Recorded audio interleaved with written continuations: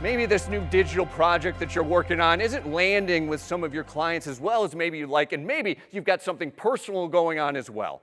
How easy is it in those moments to throw up your hands and say, I give up. I can't do it. It's not for me. Especially for somebody like Kip in that situation, because he's got the greatest excuse, I think, in all of human history, which is a doctor's note. Right? Nobody would have faulted him for that. He would have said, I've got this gallbladder condition. Nobody would have faulted him. It was totally valid, but he had built that discomfort muscle.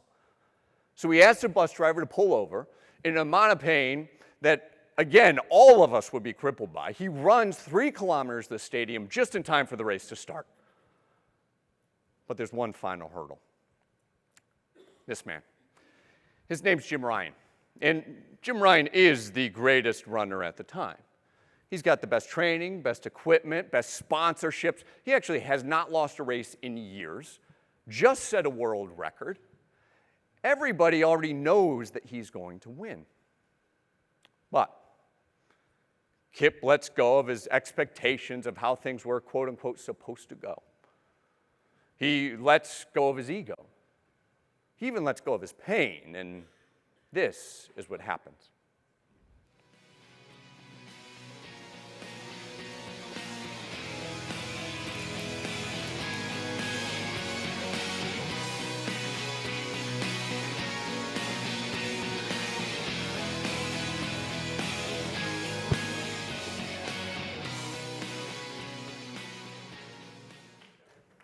Give him a round of applause. You know, not only did he win that race, though, he won it by what is still the largest margin in Olympic history. Now, think about what that means.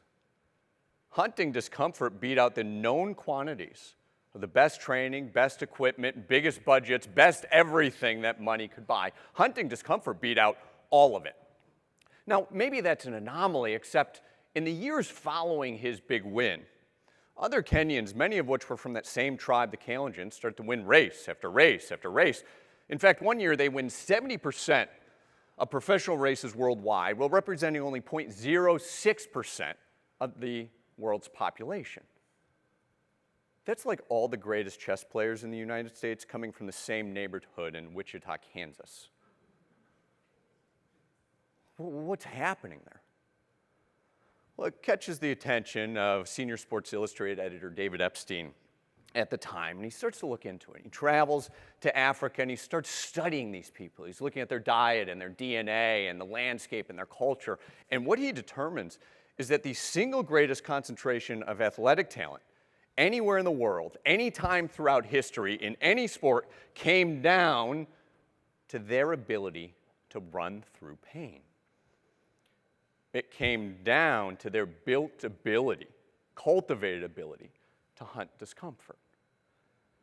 Now, here's what we can all do. How many of you have ever felt physical discomfort before? And the rest of you are like super people? We've all felt physical discomfort, right? How about emotional discomfort? It's everybody, right? We've all had emotional discomfort. Turns out, physical, mental, emotional, the brain and body process it almost identically. The research is out of University of Michigan.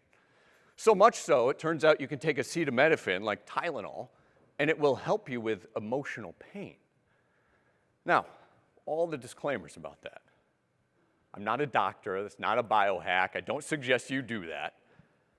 But what I do suggest is if where we meet discomfort is the same anywhere, we can grow our capacity to deal with it everywhere.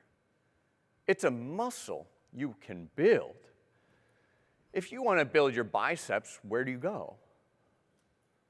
The gym, obviously.